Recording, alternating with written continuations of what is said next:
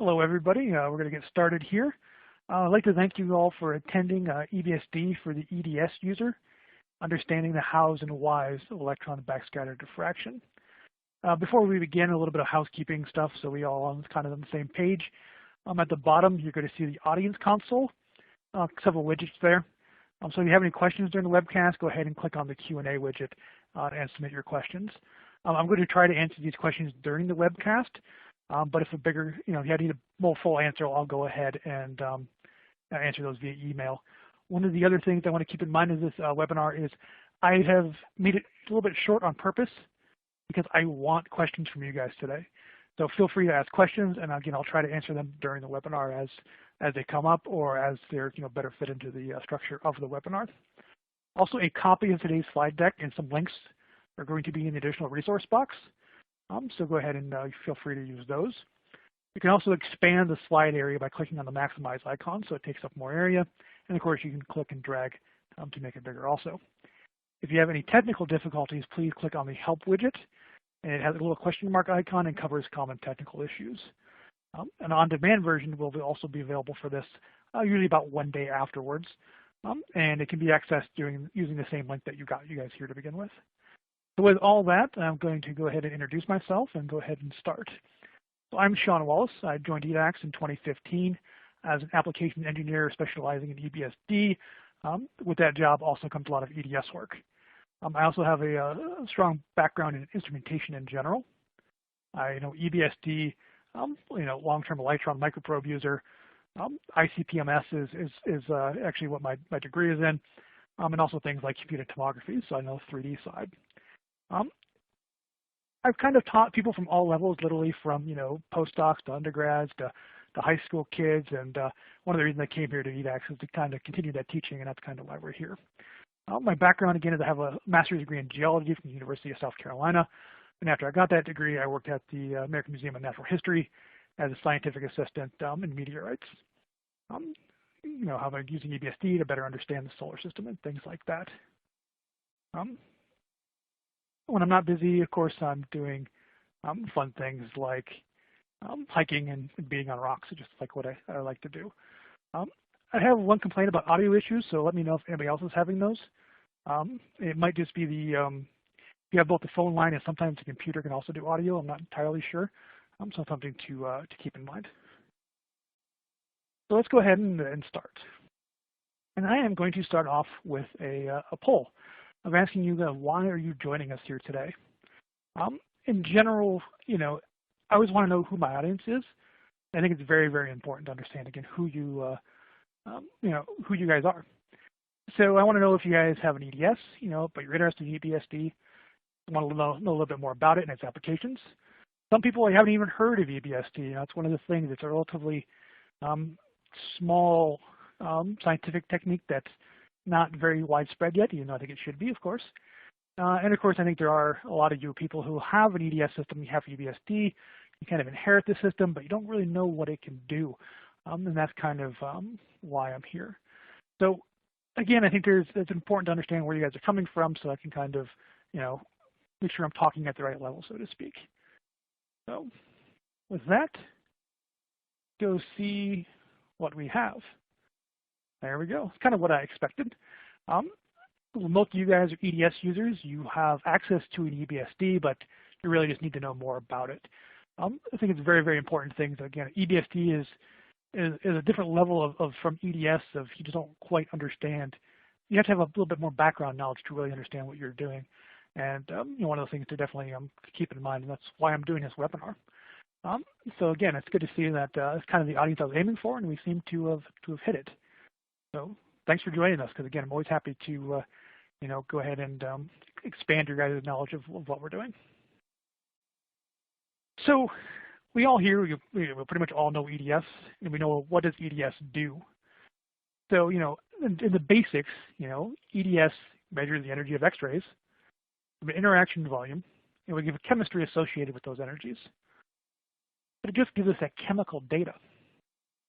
It's very important. Often it's it can be pretty much answers most of your questions, but it's often just part of the story. And that's really what we're doing is we're helping to to make a story that involves, EDS, EBSD to get, in the end, data that either solves our problems or helps us understand our problems better.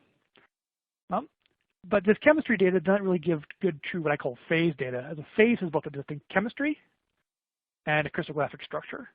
So you have to have both that structure and the chemistry to be a true phase. So, this is where EBSD really kind of jumps in here. So we take the EDS side with the chemistry, we take the EBSD side with that crystal structure, put them together, and we get true phase identification. And why is true phase identification important? And I'll talk a little bit about that. But the main thing is that I really need to understand both the phase and often what we call the distribution of the crystal orientations to really understand my sample again at that better, higher level. So with that, let's go ahead and kind of dive in here. So again, what I really want to care about with the chemical and the structural phase is because it helps me understand where the sample came from, maybe what went wrong in processing of the sample, stability of the sample, so often can find redox issues that may or may not be caused by different things, and other properties, and that's really going to be the power of EBSD. And this right here, I think, really gets to the point. This is a natural sample. It is something I have laying around. And we look at it here, and we can go ahead and we can see a couple different things from this EDS spectrum. I can see I have an iron peak, I have a sulfur peak, a little bit of silicon, and I have a little bit of oxygen. What is this? Let's go ahead and think about this. Let's go look a little bit deeper in this EDS data. So the first thing I can see is let's look at the atomic percentages, because the atomic percentages gives me a better idea of the actual formula involved. And I can see that the sulfur and the iron are pretty much 1-to-1. Now I have an idea that, okay, I got a feeling probably about 95% of you out there, iron sulfide, probably pyrite. But that 1-to-1 ratio of iron to sulfur really kind of gives us a lot more information. There's a lot more options out there than just pyrite. Pyrite does two things. One, it tells me that I have iron and sulfur in 1-to-1. It also tells me that, I have to have a structure to it too, and maybe it doesn't have a structure. Again, it's more information. So I can have amorphous iron. I can have greigite, which is going to be a cubic version. Again, very, very close to 1-to-1. I can have a pyrrhotite, which again is an iron sulfur, monoclinic in this case. These cubic and monoclinics is going to be a little bit, this is going to be the EBSD side of talking about structure. So you don't have to know what these are. Just realize that I can pack these things in different arrangements, and because of that, I get different structures. And that's where the EBSD really kind of comes in. It could also it could be troilite. It could be a hexagonal kind of base. It could be a maconolite, which is again, a tetragonal structure. Or it could even be, if my EDS was maybe bad, in this case it's not. It could also be pyrite or marcasite. So again, there's these different kinds of forms that can be there. And each one of these is giving me a lot of information about what exactly the material is besides just iron to sulfur. And again, we'll talk a little bit more about that. So I can see now it could just not be pyrite. It could be a whole bunch of different other things. In this case, again, it is. So how does EBSD work is going to be one of our main questions here. And EBSD works by making a couple assumptions. One, EBSD requires a sample to be crystalline. So we get a pattern obtained by an SEM. We focus our beam on it. We tilt it to 70 degrees towards our EBSD detector. The EBSD detector itself is relatively what I would call simple technology. It's a phosphorus screen and a camera. So the phosphorus screen takes the electrons, basically turns them into an image that we can see. That's the whole point of the phosphorus screen. The camera takes a photo. From that photo, the bands of the diffracting crystal lattice give an orientation and a phase from that orientation, telling us again more information about our sample. So again, we're just looking at these patterns, what we call Kikuchi patterns, really, really great for understanding both the what's going on and again the orientation. We'll talk about how important that orientation data itself can be. So the actual maps go a little bit further The maps themselves, we go ahead and scan over an area. So we say, okay, I'm going to step every 1 micron or 20 nanometers or whatever you want to move it. When we get patterns from each one of those points, we run those points. So the pattern's there on the left side, in the bottom left, that's the Kikuchi pattern. From that, we do what's called the Huff transform. This is kind of what I call the magical side of EBSD, and I always help customers try to understand it a little bit more. But the Huff transform is the computer's way of finding lines. In the Huff transform, we go ahead and do the next step, which we have the circle there with the lines, the pretty colored lines. That is, we put those lines back on and see how well we did. And then from there, we use a database to understand what direction, what orientation and phase that we have. So again, we go from pattern, finding the lines on the pattern, putting those back on the pattern itself, and then going to make sure that, hey, what phase and what orientation is this? And again, we raster over the area, we get a map of this, and we go ahead and do it. So a question that's up here right now is, does it work on semi-crystalline materials? It's going to depend on the material and just how semi-crystalline it is. If you have an area that is purely amorphous, you're not going to get anything. If it is semi-crystalline with disorder structures or things like that, you can still get a relatively good EBSD pattern. They tend to be not quite as pretty as the ones we see, but that's perfectly fine for the technique. So yes, but there are some caveats there. And this is kind of what EBSD physical data looks like. So this is the basic EBSD data from orientations. In this case here, we can look at this and say, okay, these colors tell me which direction the crystal is pointing. And that is going to be the basics of EBSD. So here I can see I have a couple different things to look at. I have grains that look like they're one solid color. And then I have grains that kind of waver back and forth. What it's telling me is I have grains that have basically a perfect crystal structure. They're there, they're all in the same orientation. Everything's hunky-dory, it's nice and happy to be there. And then I have areas that are underneath strain. In this case, it is a steel.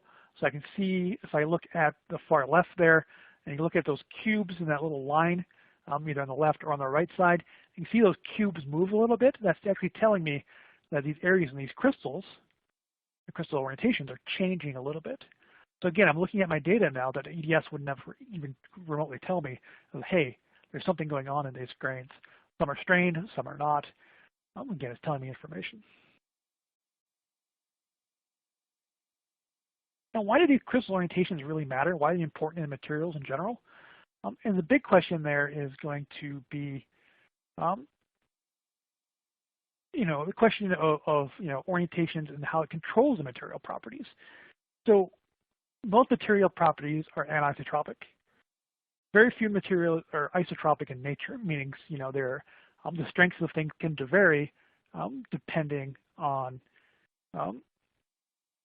direction of the grains. So in this case here, I think a good one is wood. You have a weak orientation versus a strong orientation. If you're going to your Taekwondo class and you were going to, chop a piece of wood, you want to make sure that you're in the weak orientation, not the strong orientation, because one of those is going to hurt your hand, and the other one, makes it look like nice and cool, right? So here we're doing, again, you want to be able to control these properties to understand how it's going to react. So I can understand these and optimize either my processing of making the material, or again, understanding what's going on with it, either post or post example. A quick question here. For example, during EBSD, if we have more than one phase, maybe both are monoclinic, maybe one is cubic, can it tell it apart? Yes, EBSD can tell apart different monoclinic structures and even different cubic structures. The key thing here is which lattice planes are going to diffract and the orientation of the lattice planes with respect to each other.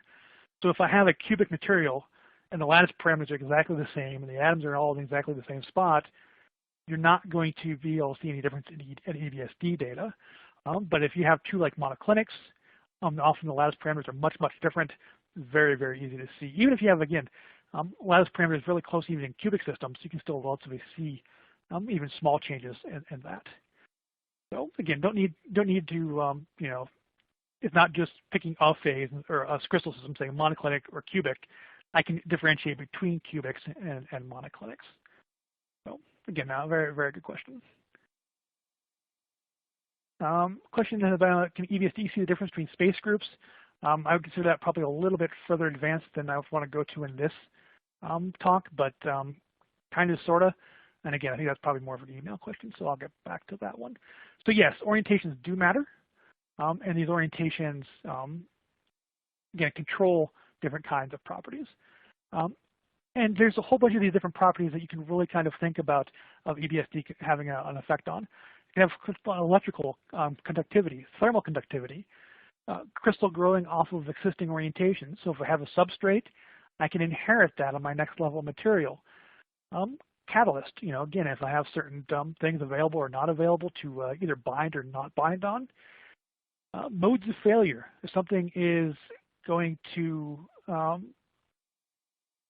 a mode of failure, we can go ahead and look and see why. And again, there's going to be a good example of this later on. Optical properties, a really good example of this, of how the orientation can go ahead and do this. Corrosion resistance. So we can go ahead and have corrosion resistance and how we're dealing with that. And also just crystal size effects, understanding grain size, grain orientations, and things like that. Here's, again, one of those good examples that we've had of stress corrosion cracking. Customer came to us. They were looking at their kind of batteries. Some of them were failing relatively quickly. Some were not. They had no idea why. So you go ahead and do EBSD of their material. And you can see they have what's called special boundaries. With special boundaries, they're more resistant to corrosion and breaking down, so they're able to do more battery cycles. So again, this is just one of those ways that a lot of people wouldn't even think about looking at their samples that can control things like mean time to failure. Another good example of this is going to be like failures in materials. This is, again, one of our classic examples here.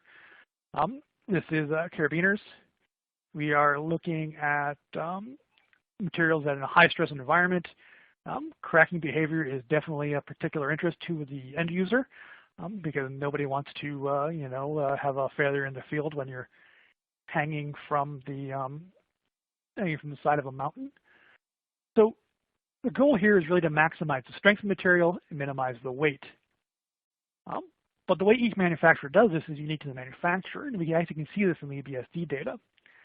So they all basically use the same metals, not using any really kind of special alloys for this material.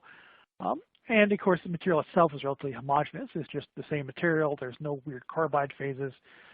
So we go ahead and look at the EBSD side to look at the microstructure that we have present. So here we can see A, we can see B, and we can see C on this. This is going to be the nose bend area where most of the failures occur. If you look at A, you look at B, and you look at C, you can definitely tell there's major differences here in this material. And again, these are all made for the same thing, but major differences. Now, I can tell you from the EBSD perspective, one of those is definitely better than the other. C is one of those things that, okay, if I was using that, I definitely would hang that up and only use it as a keychain or whatever, because I would not want to be hanging my weight off of that. Carabiner C, you can see it has these long grains. And if a fracture actually starts on there, it's going to follow the grain boundaries and just rip right through there. While something like A, for it to kind of wiggle its way through the material to fracture all the way, it has to cut across grain boundaries. It has to go, through grain boundaries. It has to follow grain boundaries. So again, there's a whole bunch of different ways of controlling for this wise. And again, the easiest thing to do for carabiner C would just be to, to throw it in an oven and heat treat it, grow the grains, and it'll probably go away. But in this case, they don't even think about that because they haven't even probably looked at or even thought about the microstructure being an issue. So again, this is one of those things when you just have to really start thinking about of looking at your materials in a different way. And then we're going to move here on to what I consider my most favorite application for EBSD. Is going to be trilobites. So this is one of those examples that I think is really, really kind of cool because of multiple different reasons. We'll talk about this. So trilobites are sea critters from about 250 million plus years ago that had compound eyes. They had 2 compound eyes, in fact. So each eye has got tens to hundreds of lenses depending on the species. And these lenses are made from crystalline calcite, which of course allows light to pass through it as a lens. But the issue with calcite, it has a very, very what's called birefringence. So if light enters it, it can actually leave at 2 different times, and because of that, you get 2 different images. Now let's go ahead and think about this. You're a 250 million-year-old sea critter. You're about 2.5 inches long. Your brain is probably the size of, who even really knows, but probably smaller than one of the lenses in his eye. And now I have 2 eyeballs. I have 200 lenses total. I have 2 images per one of those. So overall, I'm going to have a whole bunch of 400 images that my brain has to process. So from those 400 images, I got to process all this stuff. My little brain just can't do it. What do I need to do from there? Well, in this case, the critter is actually able to grow the crystal that aligns the c-axis, so I no longer actually have this double image. So I've taken care of that by basically growing these into the right direction. So again, there's different ways of dealing with things like this, where again, nature does a really good job of saying, oh, hey, maybe I can use less of my brain or have a smaller brain to deal with by controlling crystal orientations. You can also do this thing with like eggshells. Eggshell orientations are often controlling for stresses on the egg, and it's part of the reasons they fail. You can also do EBSD on very, very large samples. In this case, this is a titanium wire used to seal off blood vessels for pediatric heart surgery. And here again, you can see this sample is about 5 millimeters long. So we can do very large samples, which just involves usually staged movement. So I can collect this, either at this big scale or the large scale, depending on what I'm looking at. Now here we can see that, again, there appears to be a little bit different structure there where the bend is. And let's go ahead and show this. So again, we can see in the large areas where the straight areas are, relatively large grains. They look like they're whole. They're nice and happy. You start looking over there where the bend is, you can see that something's being done to physically accommodate where those stresses are. And here is a little bit of zoomed in of those. So now I've zoomed in and done a little bit more further work. Actually, I didn't do this work, Matt did. And looked at the orientation maps and what we call the local orientation spread. So now what I'm looking at is where stresses are built up in my sample.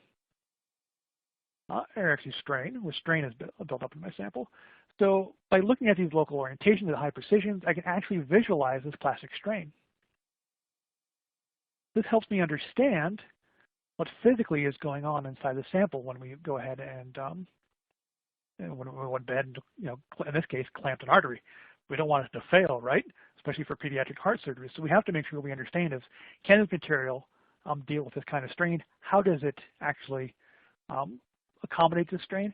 And here we can see in the top left map, you can start to see those areas inside those grains that have different orientations.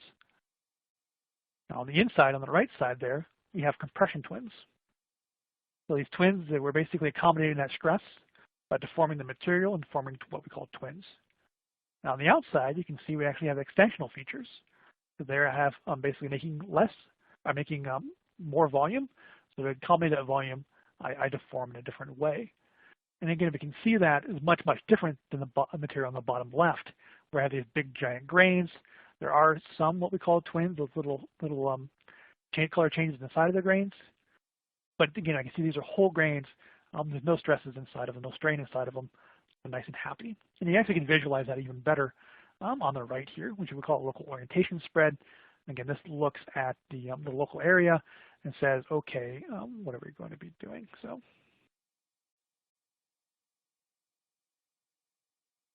So from that data, again, I can go ahead and look at it and say, okay, again, this is what we're looking at. This is what the material behaves. And again, sometimes we can either forward model this or we can backwards model it. Say, okay, Now this is why it's failing. I can also do this the other way and say, hey, this is how this would fail, depending on the material. And here's another example of again, understanding these local microstructure variations.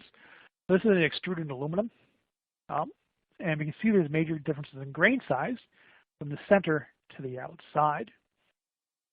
So we see here there's about 50-50 of both, but there's much more spatial variability in this sample.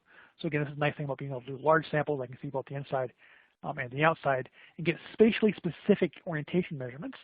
And that's going to be one of the big differences between other techniques from like EBSD and X-ray diffraction, is where I'm getting this highly spatially specific data over large areas that I can go ahead and do a whole bunch of work with. And that's one of the things I'm kind of avoiding in this webinar, is saying, you know, all this data is going to be derived from that basic orientation data. And the data that we can derive from that is nearly limitless. And because of that, the power of this technique is really going to be, it grows with your knowledge. The more knowledge you have, the more power you can get out of this technique. But the other thing to remember is that we know this technique is new to a lot of people, so we have a lot of things built in to help you grow with it. And I think that's something I take pride in sharing with you guys, is how to best use this data to be able to answer your questions, even if again it might be on the edges of your knowledge. I mean, sometimes on the edge of my knowledge, and I have to go ahead and think about it. Just got a question about, have you looked at residual stresses in welds? Looking at before and after heat treatments. Can you tell how well it performed based on localized strains? Yes, you can. This is again one of the powers of EBSD. Is if I was looking at something like that, go ahead and skip back a couple slides. So since we're talking about stress, so this right here gets pretty much right to that question of what would I look at, what would I see if something has been heat treated. So in this case here, I have these large grains that are basically single color, and then I have grains that are kind of speckly. Those speckled grains are going to be material basically before the heat treatment, while if you start heat treating it, it's going to recrystallize into bigger grains with more single orientations. If you look very closely around 6 o'clock, right from the bottom of the grain, you can see there's a grain that's very, very speckly. That grain is actually going through the process of recrystallization when this map was taken. So you can go ahead and say, okay, here is the, here's the actual grain that's physically being reprocessed, regrown as this goes on. So yeah, this is one of the things you can start looking at, is things before and after heat treatments. I'm finding this to be more and more important, especially with 3D printing nowadays. Any material that is 3D printed has either retained structures from that 3D printing, or weird microstructures, or voids, and you're doing a lot of hot pressing and aesthetic hot pressing, or just different ways of looking at the sample to think, hey, do I have voids or not? And EBSD is a good way of kind of telling that apart. So in general, I think this really gets down to the power of EBSD is this triangle of understanding the relationship between the processing of the material, the microstructure, and the properties. So what I've done to the sample, both before and after, how that microstructure has been changed due to this processing and how I made it, and finally the final properties of this material. So I can say, okay, is this material good? Is this material again deformed maybe from what I'm doing with it, and things like that. Another good question here: how is the orientation of the grain defined since the grain is 3-dimensional? So we do have to have a basic reference frame. That reference frame is going to be our sample. But from our data, we can look at it in different ways to basically get a basic idea of the 3-dimensional of the grains. The other thing is, if you do have access to a fib, you can do full 3-dimensional work, where you take a slice, do an EBSD slice, then you go ahead and do a fib slice, and you get your new surface, your new EBSD map. And this process is actually fully automated between us and the microscope vendors, so we can pass back control back and forth, and go ahead and get a good actual 3D physical volume if you want a good 3D physical volume. Again, it takes quite a bit of work, can take quite a bit of microscope time, but you do get full 3-dimensional data from there. The other good question here, following the question on heat treatment, can we do in-situ heat treating experiments inside Does the high temperature affect the EBSD signal? In other words, do we need to do after the sample is cooled down? No, you actually can do in-situ heating experience for EBSD, which is kind of pretty cool. And there's an example of that, but I didn't include it in this webinar. But yes, you can do EBSD in-situ. You also do cold stage work if you want to. The phosphorus screen is in the end not very sensitive to IR, and because of that, you can do this kind of work inside of the SEM while doing the map. So pretty neat stuff, if you ask me. So, okay, with that, I'll go ahead and kind of bring up the next question for you guys. So if you guys did have an EBSD or would use it, what would you do or what do you use it for? So I think you can select multiple answers on this one, but the basic one is going to be phase ID. Again, what is this thing? I'll talk a little bit about the basic orientation data and what it can do. Or I could even do higher level analysis, again, which we really haven't talked about here.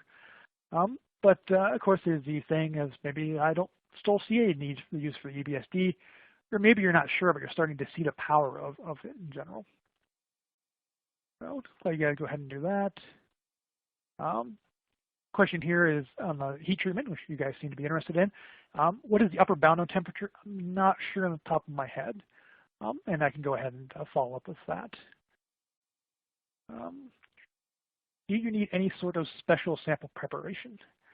The answer to this is what I would say is yes, but we always say that even when you're doing EDS, if you're doing any kind of quantitative work, you always want to make sure your sample is usually flat and polished well. So 1 micron is the way to go. We usually want to go a little bit beyond 1 micron sample prep polishing because if you're looking at high-level strain measurements, you want to make sure that you have quite a bit of, you want to make sure that the stress in there is not from you. So if you're polishing a sample, what you're really doing is you're scratching it, right? We want to make sure that we're moving the deformation layer down to a level that's less than the interaction volume for the EBSD. So yes, we usually want to go a little bit beyond normal sample prep, and then we usually want to go to the vibratory polishing step at the end. So you can go ahead and go, okay, here is, again, it gives you more options to do better quality data with better quality sample prep. So one of the things to keep in mind. And I'm really kind of interested in, let's see what the results are for this poll. So here we go. So yep, most people are doing phase ID and basic orientation data. A lot of people are interested in higher level analysis. And then of course, some people are still not quite sure. So yeah, there's definitely a lot of power in this technique, and we're going to go ahead. So I'm just going to kind of show you guys now an example of a material I recently had and show you this kind of the basic thought processes of general phase ID. So from phase ID, let's go ahead and look at this. This is a sample I had. I'm not going to tell you what the sample is because that would be cheating. And we can see there's 5 or 6 different phases present in here. And if we go and look at these phases themselves, I can see from the EDS spectra that I have a metal compound. This metal compound's got a little bit of iron and a whole bunch, or mostly iron and a little bit of nickel in it. I'm going to go ahead and cheat and tell you in this case this is an iron alloy. Again, I'm not going to tell you exactly what it is. And in true mystery phase is going to be this yellow phase. It's going to be a secret. And in this case here, I'm going to tell you to see my M&M abstract of 2018. This is a really kind of an interesting phase I found in this sample, and I think it involves its own story, but I don't want to share it yet. And here we can see our good old iron sulfide phase. This is going to be the burgundy-ish area here, and we can go ahead and look at it and say, okay, again, here is our 1-to-1 sulfur. And as a kind of a reminder here, we can see we had these candidate phases. So we had 1, 2, 3, 4, 5, 6, 7 different phases. But let's go ahead and start knocking this out. EBSD would honestly tell me very, very quickly if it was amorphous versus non-amorphous, if I did sample prep correctly. So I can say, okay, it's not amorphous, it's crystalline. Go ahead and go a step further. I also will just tell you it's not greigite. This is mainly a biological phase. It is actually used by critters to tell the actual magnetic directions. So critters grow this in their brains or whatever, and it can actually feel magnetic fields around them. So I can tell you this is not from a critter, so I'm not really too worried about this. You can also see this material in like weird lake settings geologically, but again, it's very, very uncommon. It's also not maconite, which is a tetragonal phase because it has trace nickel in it. Since there's no trace nickel, it's not that. And it's also not these because it doesn't have the 1-to-1 ratio. So now I basically have, in this case, these two candidate phases where one's monoclinic, one's hexagonal. So we have pyrrhotite and trololite. So from that, we can go ahead and look at the pattern. So this is the pattern from that phase. And I can see that this is again what a normal pattern looks like. Now the next step in the EBSD, of course, is to go that one step further and find the lines. So I did a little bit of background processing on this sample, found the lines, and you can see that we find the lines pretty well. So we can find the lines, and we're looking at it and say, okay, there's way more lines on there than I need. In this case, I'm not sure how many I used. 1, 2, 3, probably 10. This is a hexagonal case. In most hexagonal cases, I try to use a little bit more lines. If I'm dealing with things I know are cubic, I can use 7 or 8 lines, but since this is a lower symmetry material than cubic, I usually do a little bit more lines in this case to help get better quality data. So this right here is where basically my starting point. So here's my starting point, and I can start trying to index this, which is the process of finding out the phase and the orientation, and to actually figure out what phase it is. And here I just indexed it as pyrite just to kind of show you guys it's not pyrite. So this is the index solution on the right. You can see those lines. Those lines in this case, again, are crystal planes that I'm expected to be diffracting. And I can see that some of these kind of fit. You know, that one green line is pretty much dead on, but the other green line that intersects with it, it's not. That purple line to the right there is pretty close, but most of these just don't line up correctly. And I look at what I call my CI and my fit, my measurements of understanding how good my data is, and my CI is 0, which is telling me that this solution just isn't really that great. And also my fit is 2.2 degrees, again, it's telling me, hey, I don't think this will work. And again, if you show this data, this would be what's called a bad data point. So I can go ahead and, just put a double check mark there next to pyrite and say, hey, you know what? Pyrite doesn't work. Now let's go ahead and index it as pyrrhotite. If I look at pyrrhotite, this actually looks pretty darn good. I can see in this case a lot of these lines are relatively close. A slight deviation here or there, but most of the big lines have been found. And then I start looking again, I can see that again all of them are just a little bit off. There's some of the well-defined lines that aren't being found and are being indexed. I'm like, what's going on there? And again, the CI in this case is actually telling me that I'm doing a pretty good job. A ZI of 0.18 is telling me, and usually what I'm saying is it's going to be around 90% correct. And the fit of 1.7 degrees is also telling me, hey, my theoretical versus what I found is really, really close. But again, it's not quite. But this is what I would call this basically a false positive, where this could work. But I still have that one phase left. So let's go ahead and look at this phase, troilite. Here's troilite. This is a hex phase. Now, if you've actually ever done EBSD, you could probably tell this is hex just by looking at it. But you can see here that all these lines are there. See this yellow line? These two yellow lines are nailed now. So these yellow ones are there, which weren't previously in the other one. And that CI in this case is 0.84. In this case, the fit is 0.6 degrees. Telling me again, I'm very, very good. So this is a case where now I've figured out what this is. And I can say, okay, there's troilite. Now, what is this troilite telling me? In this case, the troilite is telling me this is probably not an earth rock. Now, again, I told you guys a little bit about my background. So troilite is often found in meteorites. In this case, it's a pallasite meteorite. So troilite was found in this case. Again, it tells me, oh, hey, this is not from, most likely from Earth, and it's not. So in this case, again, we're looking at troilite, and in this case, we all figure out all these were there. Now, again, honestly, I could tell this is troilite from the beginning just because of the material it was in, but you're not always dealing with things you truly know. And even the things you do truly know, you don't often know what's happening inside of them. So this is a good case for scale analysis. So if you're looking at like a refinery or something, you get all these nasty things. You could be any one of these iron sulfide phases. And again, it's just a good way of figuring it out. So in conclusion, just kind of, the EDS data can be relatively useful, but EBSD data really kind of adds a different dimension and a deeper understanding. The process for finding a phase is really easy. It's just kind of guessing and testing. But we also get that orientation data. And that orientation data is really the key of understanding EBSD, because we can derive data from that to help us further understand a variety of physical and mechanical properties of our material. And I can also combine both these materials, both these techniques, to even get better data for both of them. And with that, I am going to start working through what I consider a relatively big backlog of questions. So thank you all for asking questions, and I'm going to start getting to them. So here's my email. A lot of you already have it. It's to seanwolf@amatech.com. But while I'm looking at the emails, I'll go ahead and leave you guys additional resources slide.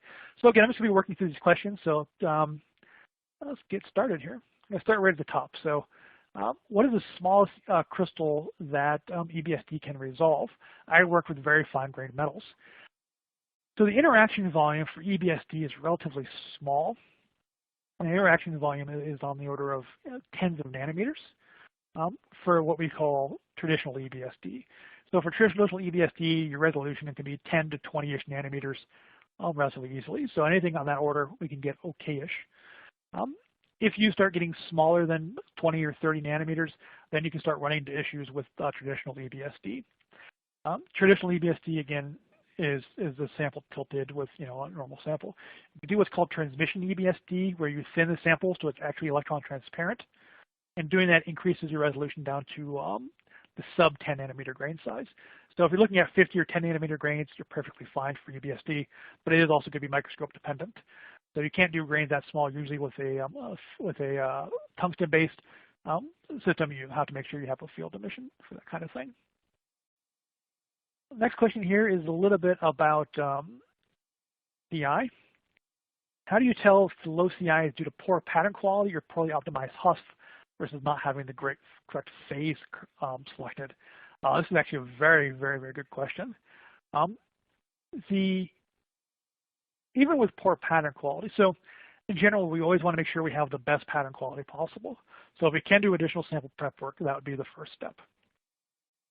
Now, if the HUF is doing a bad job, you should be able to see it. So when the HUF is trying to find those lines, we want the HUF to look and find those lines in the middle. So here's a pattern I found with the lines. In this case, I'm actually showing a bandwidth too. But you can see that the lines we're looking at are well defined, right? So I can find the inside and the outsides. The other method is looking for the middle of the line. And again, you want to make sure you're in the middle. There's nothing really cross-cutting here. There's no bad, really horribly bad HUF peak.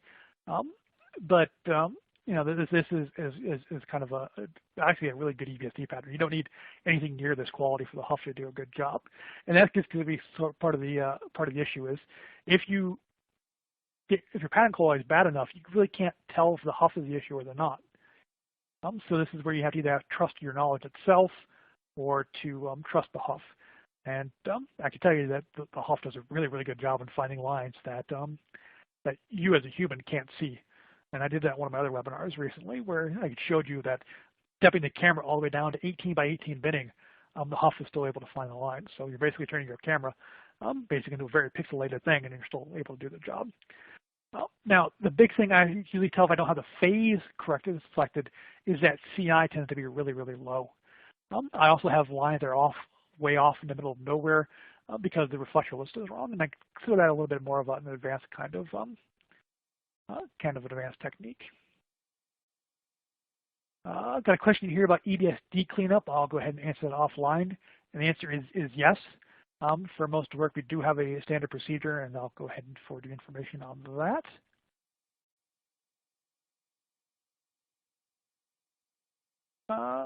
Does the 100 and the 111 tell the orientation of the grains? So let's go ahead and talk a little bit about orientations because I've kind of skipped over that. I think it's worth a little bit deeper discussion about this because I did go over it quite fast. So here is your basic orientation data, and you can see that these are color-coded. And over on the right side, you can see what we call the inverse pull figure. The inverse pole figure is basically a fancy way of saying which crystal face is pointed towards me.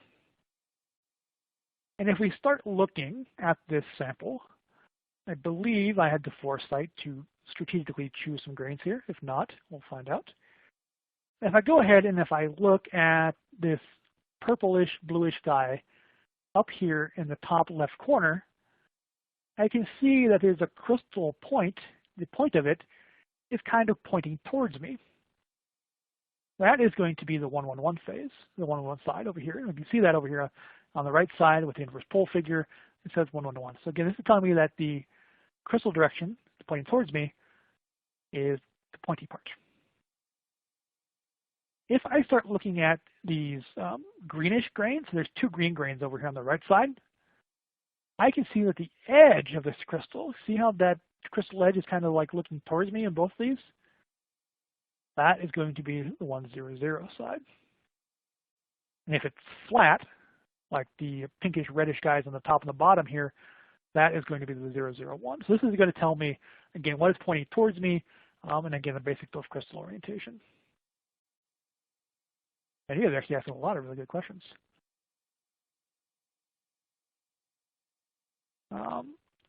Can the dislocation density be quantized quantitatively?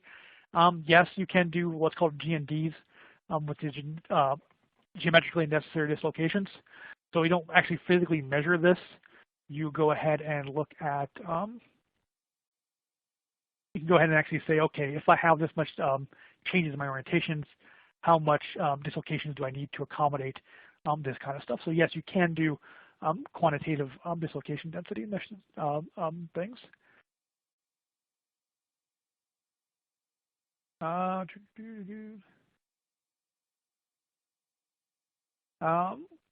Question about vibratory polishing and producing deformation. Is there a better candidate for prep for EBSD? You can do ion, like broad beam ion polishing. You can also do the same thing. The issue with that, I find, is it can be relatively expensive, where vibratory polishers tend to be much cheaper. Questions about different databases that we can use for the EBSD software. So one of the things about this is if you have the patterns, you have to have the database to kind of look at it.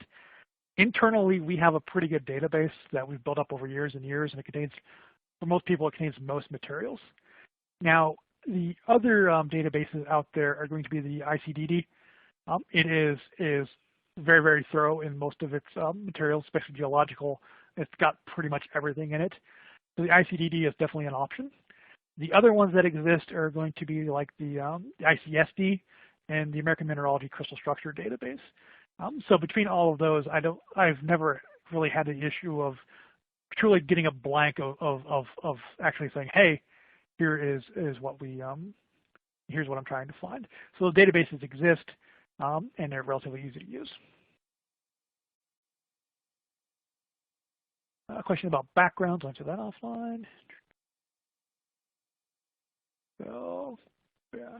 What are the main advantages of EBSD over X-ray diffraction? The biggest thing about EBSD over X-ray diffraction is that we get spatial orientation information. So, with X-ray diffraction, I can get, information about a little bit about strain. I can't say I'm an expert on X-ray diffraction to begin with, but one of the things, again, is the spatial information really kind of sets us apart from XRD. So let me go ahead and push this guy to you guys. So if I was doing phase analysis via an XRD, this is a perfect example of this. It would tell me, okay, I have 50% on the left of the blue, I have 50% on the right on the blue, so these are the same materials. In this case, the grain size and the spatial grain of these are blocked together is much different, and XRD wouldn't tell me that.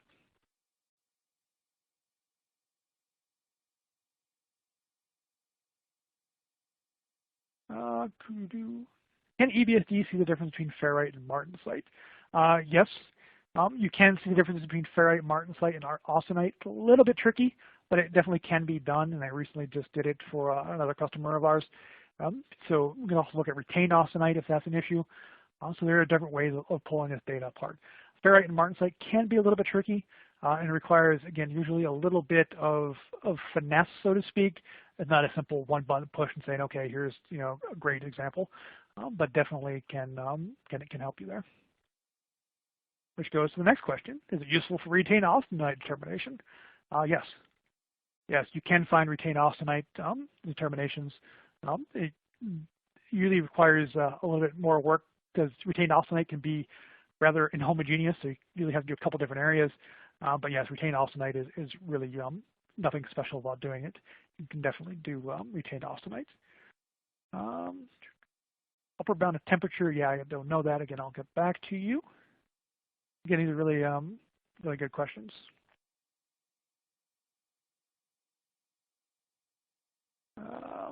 This big question here. Give me a second. So a question about, we have intermetallic samples, a little bit of height differences. We couldn't get patterns on the intermetallics.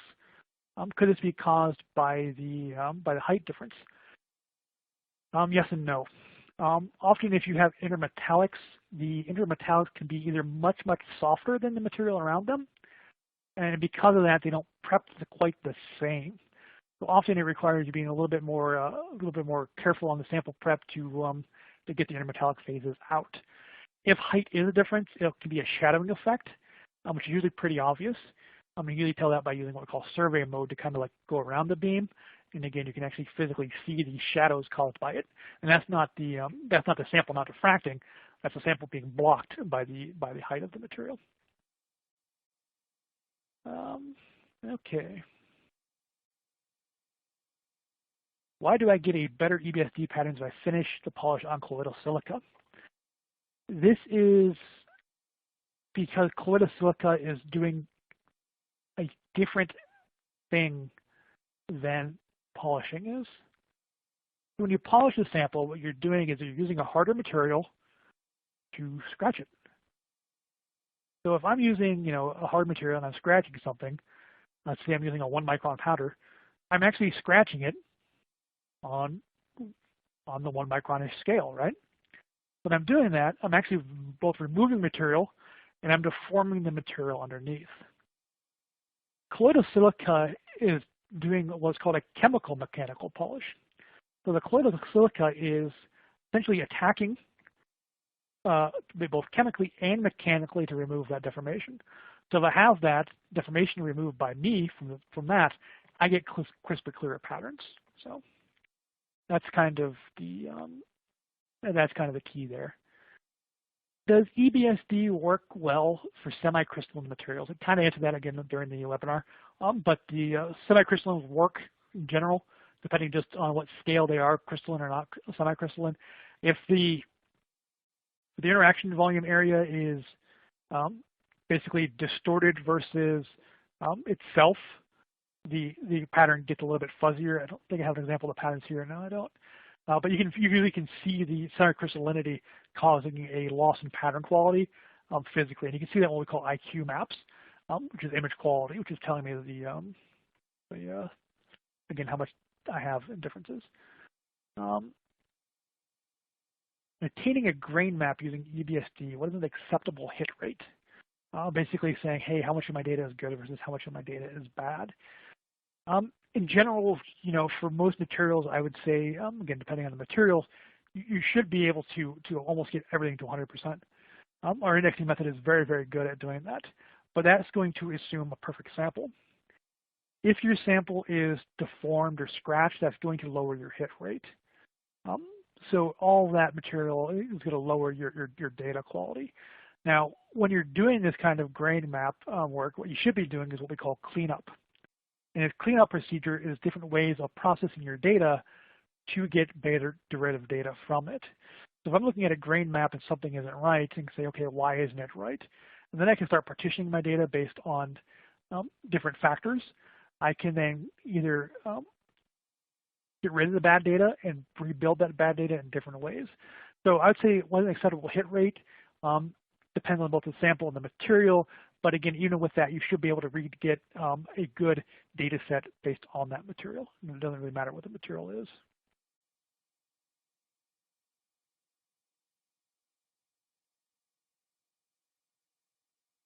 Good question. Another good question here about the unique grain size chart and map. So this actually gets to a good question of what is a grain, and I've caused more than probably one night of deep philosophical thought from people around the world of, thinking truly what a grain is. So a grain to a human, to us, you just kind of know what it is, right? It kind of sticks out. It's there, and it looks like a grain. So here we have a material. So let me go ahead and bring this back up. This is our good old iron sample, deformed iron. What's a grain? If I start looking at this, I can see distinct areas, that grains that look like grains, right? They're perfectly 100% by themselves. They're all the same orientation with clearly defined boundaries. And then I start looking at this area over here on the left where I have these purples and lighter colors, and I can see that the boundaries don't really, there's no really well-defined boundary. So what is a grain? And we can define what a grain is by actually changing what we call the grain boundary tolerance angle. And this is basically saying, okay, if I have a jump that's too big, I can go ahead and call that a grain. We usually default that around 3 or 5 degrees. And in this case, this entire middle part would be one giant grain. But again, I can start making this smaller, even down to less than 1 degree. And this will start to make subgrains in this material. So if the boundaries aren't clear, you can change this grain boundary tolerance angle to make grains what you think are grains. And sometimes this isn't going to match up with with normal metagraphical, with normal other techniques to look at grain size, because there is this difference between the what is a grain, what is a grain boundary, and it can be different depending on which techniques you use.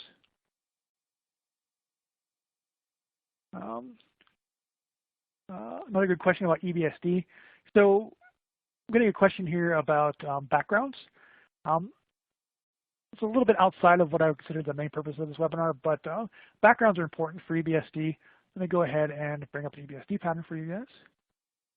So this right here is this is an EBSD pattern, which you can see in this case is actually already background corrected. And a normal EBSD pattern is actually very, very weak, and you can see gradients from inside the outside. And so we take a background to make sure it's flat field and do some image processing to basically help find better lines. And this is what you get from the image processing and the background corrections. The question is how large of an area should I take the background of? And this is going to be a question of how big are my grains. So if I am doing a material that has very large grains, I always want to make sure the background area I'm taking the background from contains 25 to 50-ish grains. And the question there is again, I just want to make sure I have enough area that one grain isn't dominating the background. Because if I have a background with a very strong signal in it, I actually remove that signal when I use the background. So I just want to make sure I have enough grains.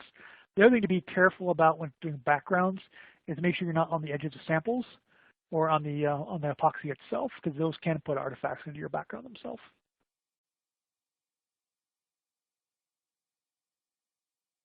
Just kind of still going through. Many they're asking more questions than I can keep up with.